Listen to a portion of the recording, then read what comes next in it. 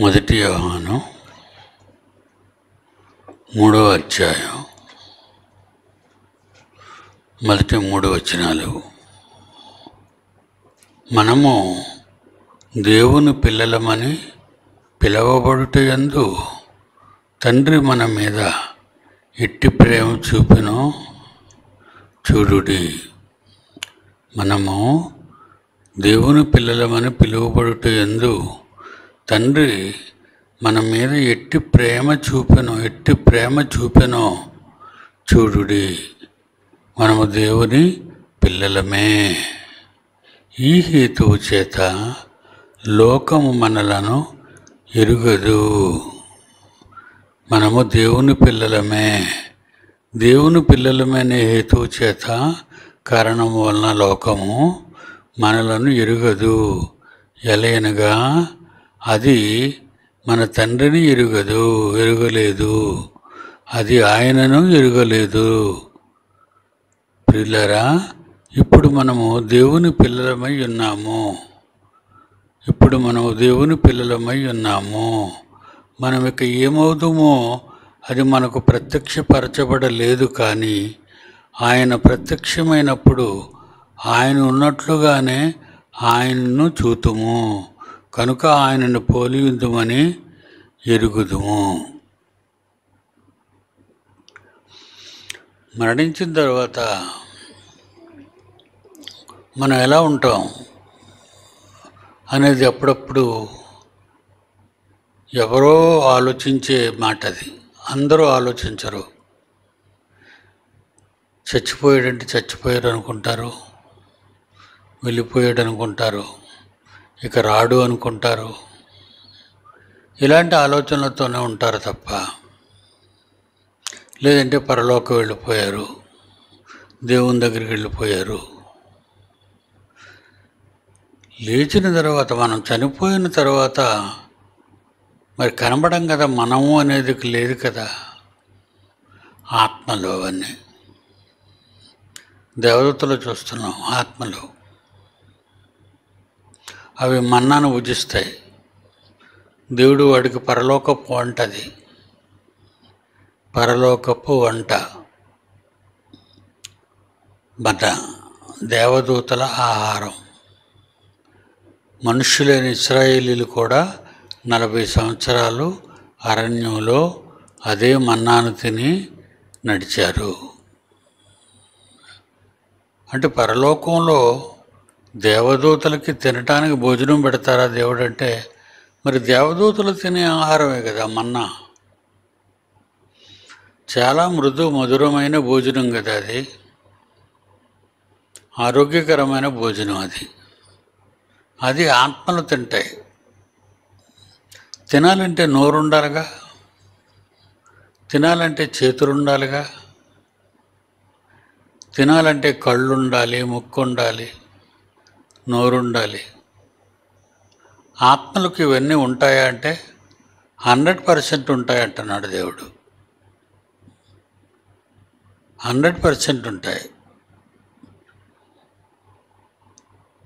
2 శరీరాలు మనకుంటాయి. ఒకటి శరీరం లోక సంబంధమైన ఆకారం, కళ్ళు, ముక్కు, చెవులు, చేతులు, కాళ్ళు. మరొక శరీరం ఉంది, అది ఆత్మ శరీరం. దానికి ఉన్నాయి కళ్ళు, ముక్కు, చేతులు, కాళ్ళు. తేడా ఏంటంటే ఆత్మది కలకాలం ఉండే శరీరం. వీటి గురించి పౌలు గారు మాట్లాడుతూ మొదటి కొరింథీ పత్రిక 15వ అధ్యాయం, మొదటి కొరింథీ పత్రిక 15వ అధ్యాయం 49. కొరింథీలకు రాసిన మొదటి పత్రిక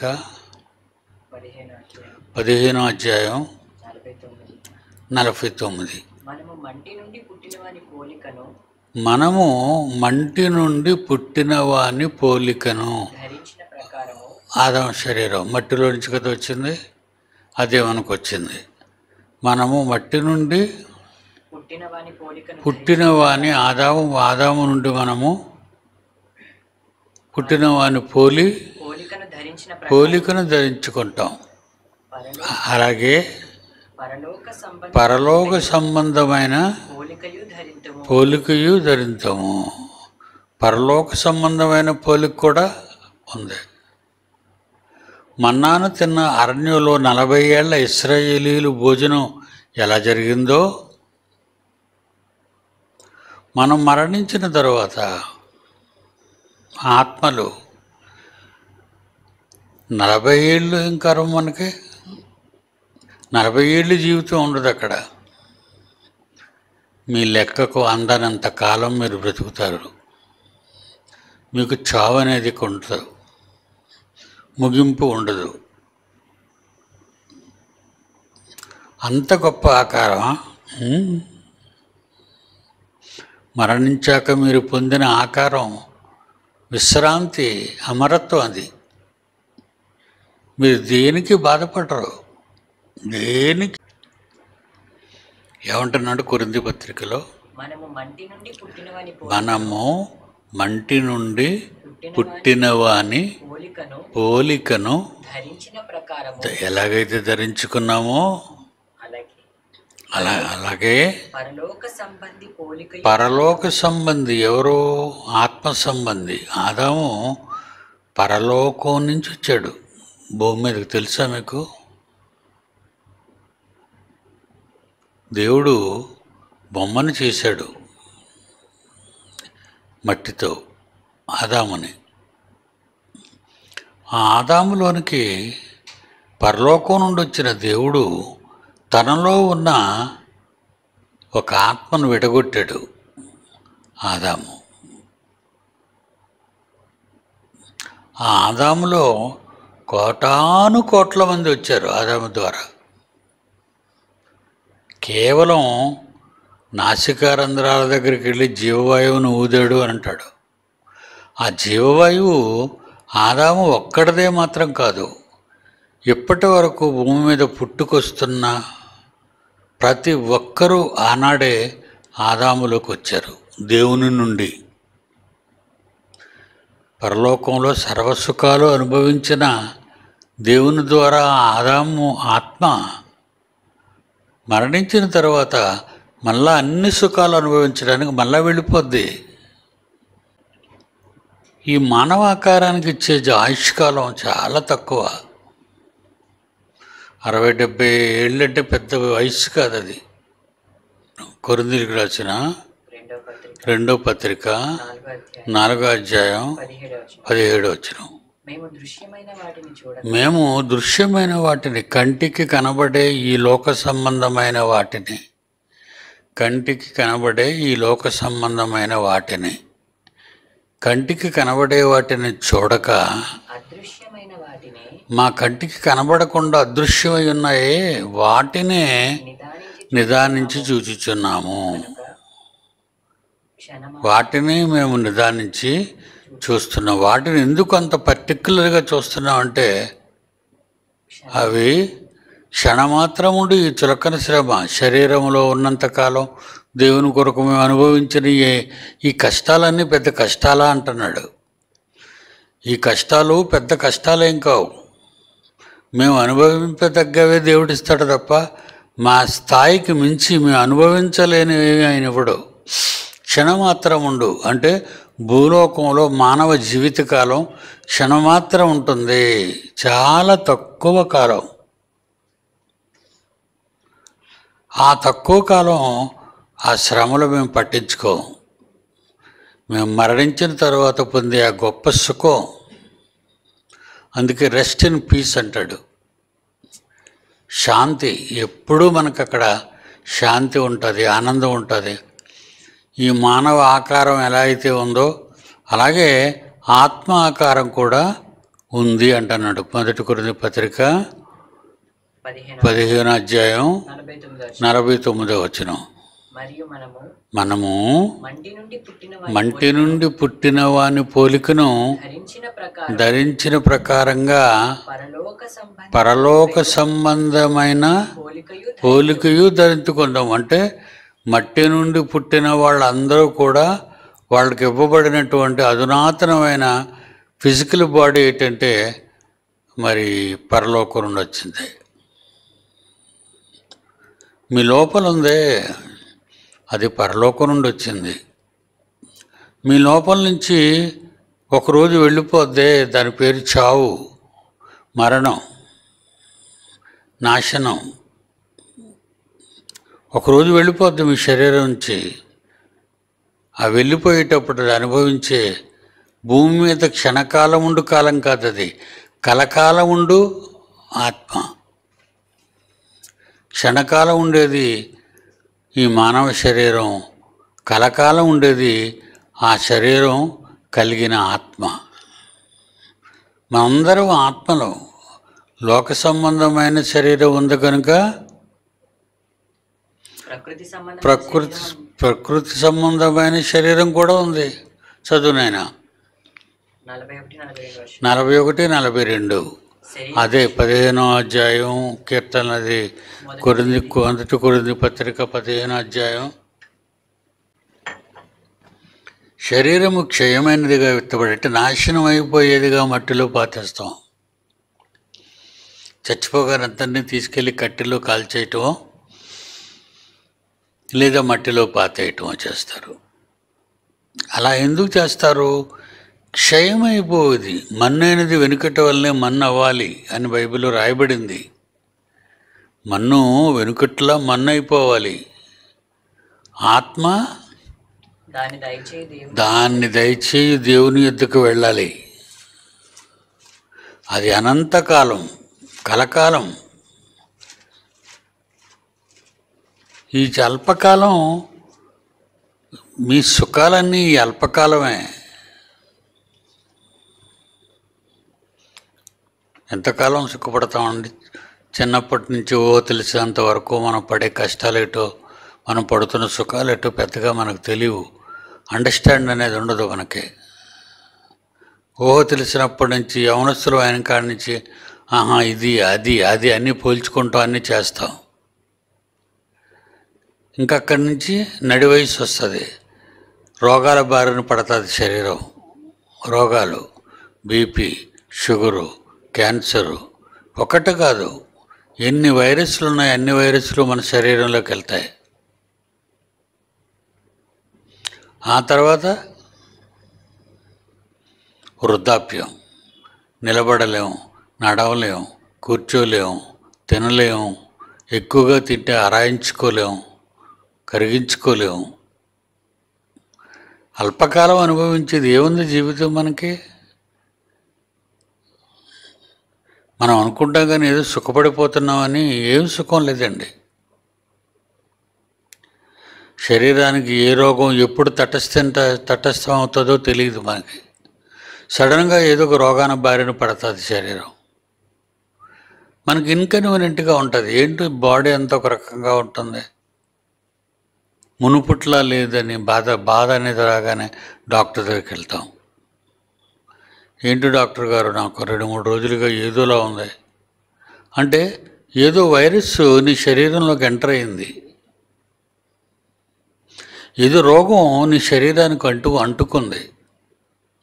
అందుకే నీ శరీరం డ్యామేజ్ అవుతుంది.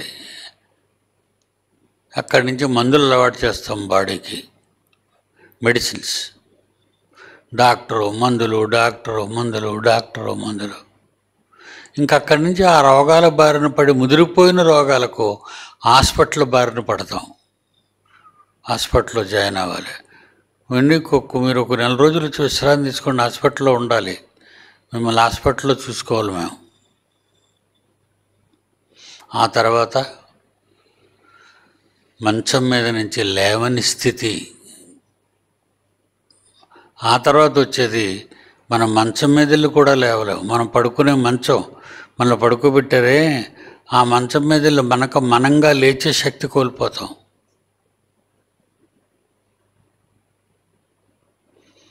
ఇంకా మనకి మరి ఏం కావాలన్నా, ఒక మోషన్కి వెళ్ళాలన్నా, ఒక యూరిన్కి వెళ్ళాలన్నా మనకు బ్యాగులు కట్టాలి. మన శరీరానికి పాసుకెళ్ళడానికి ఒక బ్యాగ్ కట్టాలి, మోషన్ వెళ్ళడానికి ఒక బ్యాగ్ కట్టాలి. ఎంత దుర్బలమైన జీవితం మీరు ఆలోచించండి. క్షణకాలం ఉండు, కష్టాలే కానీ, సుఖాలే కానీ, రోగాలే కానీ, బాధలే కానీ, ఈ శరీరాన్ని మనం ఏదో అనుకుంటున్నాం, గొప్పది అనుకుంటున్నాం. కొంతకాలమే, ఆ యవ్వన కాలమే దానికి పట్టుగా ఉంటుంది. ఆ యవ్వన కాలం దాటిందంటే, నడి వయస్సు వచ్చిందంటే అంతే, మన బ్రతుకు తలకిందులైపోద్ది. క్షణకాలం ఉండు మా చులకని శ్రమ. ఈ శ్రమలు చులకన అయ్యేంత పెద్ద పని అనుభవించేద్దాం. ఎందుకంటే మనం వెళ్ళే లోకం ఒకటి ఉంది. భూమి మీద ఒక శరీరం, ప్రకృతి సంబంధమైన శరీరం అది ఉంది. మనకి ప్రకృతి సంబంధమైన శరీరం దేవుడు ఇచ్చాడు. ఇప్పుడు ఈ ఫ్లోర్లో ఉన్న వాళ్ళందరూ శరీరాలు కలిగి ఉన్నారు. ఇంచుమించు 4 ఫ్లోర్లో ఉన్నవాళ్ళు శరీరాలు కలిగి ఉన్నారు.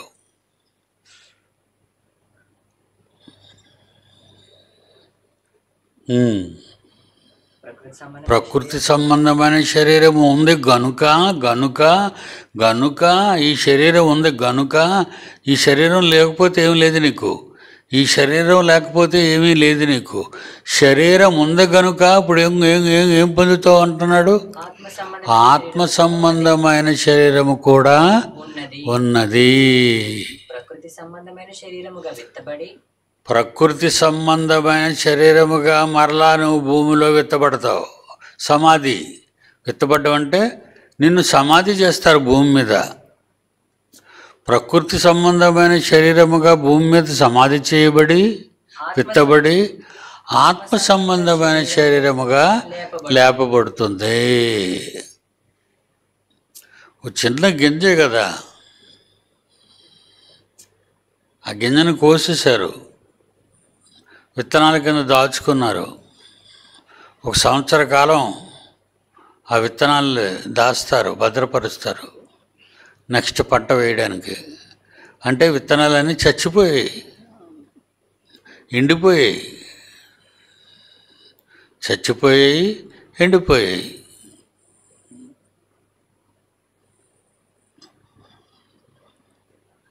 చచ్చిపోయి ఎండిపోయిన విత్తనాలు బ్రతుకుతాయా? ప్రకృతి సంబంధమైన శరీరముగా విత్తబడి ఆత్మ సంబంధమైన శరీరముగా లేపబడుతుంది. అది శాశ్వత జీవం, కలకాలం. దేని కొరకు ఆశపడుతున్నారు ఈ భూమి మీద?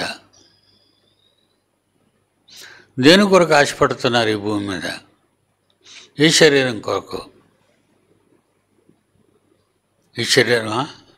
ఈ శరీరం గురించి మీరు ఆశపడితే మీరు ఆ శరీరం పొందరరా? ఈ శరీరం గురించి మీరు విత్తబడితే ఆ శరీరం పొందరు. అందుకే అలా ఎందుకు మనం అవ్వాలి? ఆ శరీరంగా ఎందుకు మారిపోతామంటే మన తండ్రి అదే ఆత్మను కలిగి ఉన్నాడు. మన తండ్రి పోలిక మంది. మన పోలికలు ఎవరు? ఇక్కడున్న పిన్నమ్మలు, పిన్నులు, పినతండ్రులు, తండ్రులు, అన్నలు, చెల్లెళ్ళు, వీళ్ళ పోలికలు పోల్చుకోకండి మీరు. మన పోలిక ఎవరిదే? శాశ్వతం దేవుడిది. దేవుడి పోలిక. అందుకేమంటున్నాడు 3వ అధ్యాయంలో, మనము దేవుని పిల్లలమని పిలువబడుట యందు తండ్రి మన మీద ఎట్టి ప్రేమ చూపునో చూడుడి. 3వ అధ్యాయం అదేనండి, 1 యోహాను 3వ అధ్యాయం 1వ వచనం నుండి. మనము దేవుని పిల్లలమని పిలువబడుట యందు తండ్రి మన మీద ఎట్టి ప్రేమను చూపునో చూడుడి. మనము దేవుని పిల్లలమే. మనం ఎవరు అట? దేవుని పిల్లలమే. మనం ఎలాగుంటాం? 2వ వచనం, ఇప్పుడు మనము దేవుని పిల్లలమై ఉన్నాము కదా, భూమి మీద ఉన్నప్పుడు మనమిక ఏమవుదుమో అంటే మరణించిన తర్వాత ఏమవుదుమో ఇంకా ప్రత్యక్షపరచబడలేదు, మనకింకా అనుభవం రాలేదు, ఇంకా మనం ఆ శరీరంలోకి వెళ్ళలేదు, ఇంకా మనకు ఆ శరీరం ఇంకా వేయలేదు దేవుడు. మనం మరణించిన తర్వాత పొందుతాం దాన్ని.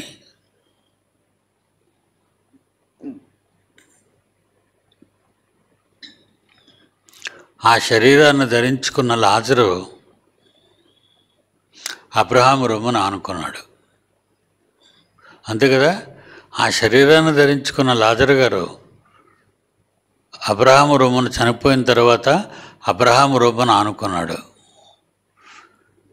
తర్వాత ధనవంతుడు వచ్చాడు, వాడు అబ్రహాము రొమ్ముకి వెళ్ళలేదు, నిత్యాగ్ని దండంలో ఉన్నాడు. నిత్యాగ్ని దండం నుంచి అమరత్వంలో ఉన్న అబ్రహాం గారిని లాజరు గారిని చూశాడు. చూసారా, లాజరు మరణించి అబ్రహాము రొమ్మునికి వెళ్ళాడు, దేవుని రూపాన్ని కలిగి ఉన్నాడు కనుక. ధనవంతుడు చనిపోయి దేవుని రూపాన్ని కలగలేదు, వాడికి ఆ శరీరం రాలేదు, నరకానికి వెళ్ళాడు, దేవుని ఆకారం తిరిగి రాలేదు, నరకంలో ఉన్నాడు. అప్పుడు అంటున్నాడు, తండ్రివేన అబ్రహామా. అప్పుడు పిలుస్తున్నాడు నరకగుండంలో నుంచి, నాకు ఈ అగ్ని జ్వాలల్లో నుండి నన్ను కాపాడు, చాలా బాధగా ఉంది ఇక్కడ. అప్పుడు అబ్రహాం అంటాడు, నాయన నువ్వు బ్రతికినంతకాలం నీకు ఇష్టమైన సుఖము, నీకు ఇష్టమైన సుఖము, నీకు ఇష్టమైన సుఖము. లూకాసు వార్త 16వ అధ్యాయం 24వ వచనం. లూకాసు వార్త 16వ అధ్యాయం 24. తండ్రివైన అబ్రహామా, నా యందు కనికరపడి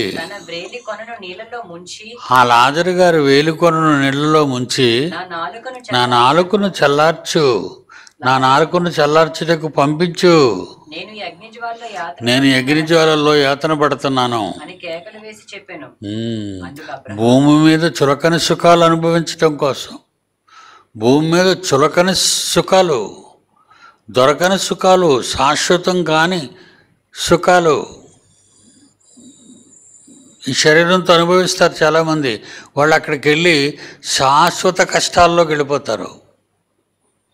అప్పుడు అబ్రహాం అంటాడు,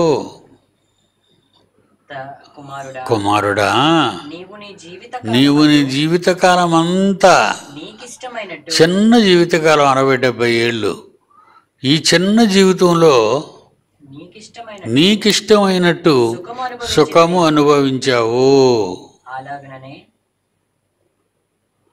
అలాగున్న లాజరు భూమి మీద కష్టాలు అనుభవించాడు, చులకని శ్రమ అన్నాడు. ఆయన కష్టాలన్నీ ఏమన్నాడు, చులకని శ్రమలు ఎన్ని పోతాయి నాకు ఉండవన్నాడు. అందుకే ఆయన ఇక్కడ నెమ్మది పొందుతున్నాడు, నువ్వు అక్కడ యాతన పడుతున్నావు అన్నాడు. దేవుడిచ్చిన ఆకారాన్ని ధరించుకున్న వాళ్ళం మనం భూమి మీద ఉన్నాం. ఇప్పుడు మీరందరూ ఎవరు? దేవుడిచ్చిన ఆకారాన్ని కలిగి ఉన్న పిల్లలు. పిల్లలను ఎవరినంటాడు? తనకు పుట్టిన వాళ్ళే పిల్లలు అంటాడు. మరి ఆత్మానుసారంగా మీరు బ్రతుకుతున్నారు. ఇక్కడికి రావడం వల్ల బట్టలు ఇవ్వడం కానీ, బియ్యం ఇవ్వడం కానీ, డబ్బు ఇవ్వడం కానీ చెయ్యం కదా. దేవుని జ్ఞానం కోసం వస్తున్నారు, దేవుని జ్ఞానం నేర్చుకుంటున్నారు, దేవుని జ్ఞానం నేర్చుకుని ఇంటికి ఆనందంగా వెళ్తున్నారు.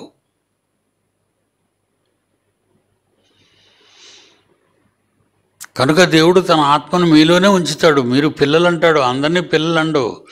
దారిని పోయే వాళ్ళని దేవుడు నా పిల్లలు అండు. వాళ్ళు పిల్లలుగా ఎప్పుడో పోయారు, దేవుడు విడిచిపెట్టి వెళ్ళిపోయి ఎవరి సంతానంగా పిలువబడుతున్నారు? సర్ప సంతానంగా పిలువబడుతున్నారు. వాళ్ళ తండ్రి అపవాది, వాళ్ళ తండ్రి దేవుడు కాడు, అపవాది. వాళ్ళ బయట తిరుగుతున్న వాళ్ళందరూ ఏ శరీరం కోసం మీరు ఎదురు చూస్తున్నారు? ప్రకృతి సంబంధమైన శరీరం ఉన్నది కనుక ఆత్మ సంబంధమైన శరీరం ఉన్నది. ఎవరికి? దేవుని పిల్లలకు. మీరెవరు? దేవుని పిల్లలు. మరి అలాగని రోడ్డు మీద పోయేవాళ్ళు కొందా లేదు, ధనవంతులు కొందా లేదు, మంత్రులు కొందా లేదు, ప్రపంచంలో ఎవ్వరికీ లేదు. అందుకే లోకం మనల్ని గుర్తించదట. మనల్ని గుర్తిస్తుందే. ఈయన దేవునికి సంబంధం అండి, చాలా గొప్పవాడండి అని లోకం ఎవరైనా మనల్ని చూసి ఎవరైనా అంటారా? బయట రోడ్డు మీద అనరు. ఎందుకు? వాళ్ళకి తెలీదు, ఈ అంతరార్థం వాళ్ళకి తెలీదు. వాళ్ళు బైబిల్ చదవరు, మత గ్రంథం అంటున్నారు దాన్ని. బైబిల్ని ఏమంటారు? మత గ్రంథం. మనల్ని ఏమంటారు? విదేశీ మతస్థులు.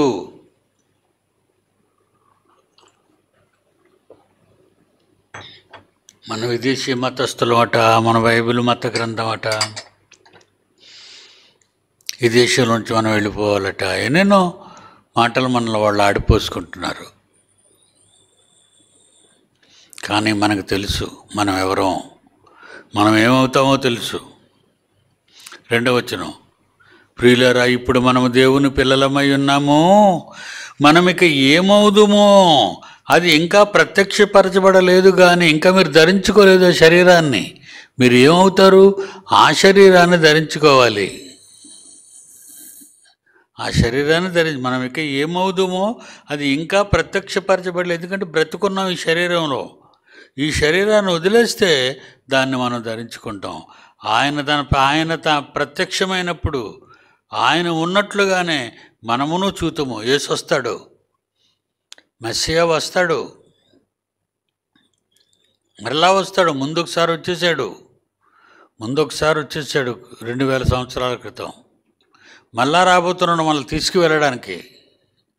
మనల్ని తీసుకువెళ్ళడానికి మరలా రాబోతున్నాడు ఆయన. మనం ఇక ఏమవుతామో తెలీదు. ఏమవుతాం అంటే ఆయన వచ్చినప్పుడు మనల్ని తీసుకెళ్ళడానికి యేసు వస్తాడు. ఆయన వచ్చినప్పుడు, ఆయన ప్రత్యక్షమైనప్పుడు ఆయన ఉన్నట్లుగానే మనమును చూతము.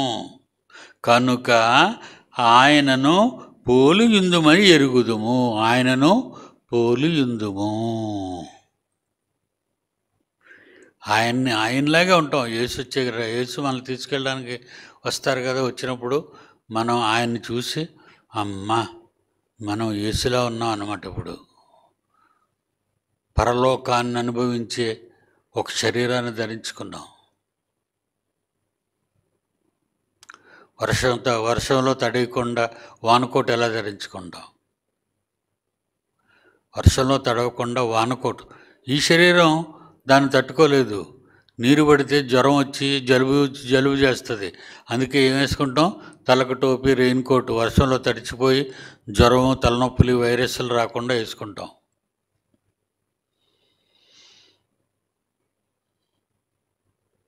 అలాగే అంతరిక్షంలోకి వెళ్ళడానికి దానికి సరిపోయిన సూట్ వేసుకుంటాం. అంతరిక్షంలోకి మనలో బట్టలు ఇప్పి వెళ్ళరాడు. స్పేస్ సూట్ వేసుకుంటాడు. పెద్ద తలకాయ, పెద్ద బరువైన ఆకారం, శరీరం, ఆ డ్రెస్. సూర్యుని దగ్గరికి వెళ్ళాలంటే ఆ మంటలకు మండని శరీరం ఉండాలి. ఈ శరీరాలు తెలితే వెంటనే మాడిపోతావు. శరీరం ఇలా శవాన్ని ఇలా లోపలికి తొయ్యగానే బరియల్ గ్రౌండ్ ఉంది, అక్కడ కాలుస్తారు శవాలని. ఒకసారి మంచం మీద వేసి, ఇనుప మంచం మీద వేసి లోరకు తోస్తారు అంతే. ఇలా వెళ్ళిందో లేదో టక్కన 5-10 నిమిషాల్లో బూడిదైపోద్ది. ఈ శరీరమే.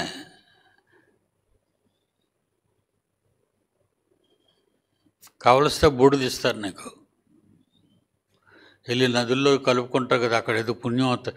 ఎక్కడ బూడిదైపోయి నదుల్లో కలుపుకుంటే ఎక్కడికి వెళ్తాడు? స్వర్గానికే. బూడిదైపోయాడు ఎక్కడే బూడిదైపోయాడు. తెలీదు పాపం వాళ్ళకి. అలాగనే మనం చెప్దామండి, మనం చెప్పడానికి సిద్ధంగా ఉన్నాం. కానీ వాళ్ళు వింటారా? వద్దు బాబోయ్, మీది విదేశీ మతం అంటాడు. మనం చూస్తేనే వాళ్ళకి బాధ. మనకెంత ఆనందం. మనం ఒకసారి అలాగ ఆలోచిస్తే మనకెంత ఆనందం. అలాంటి ఆనందకరమైన జీవితం మీరు కొనసాగించాలని కోరుకుంటూ ఇంతటితో ఈ కార్యక్రమాన్ని ముగిస్తున్నాను.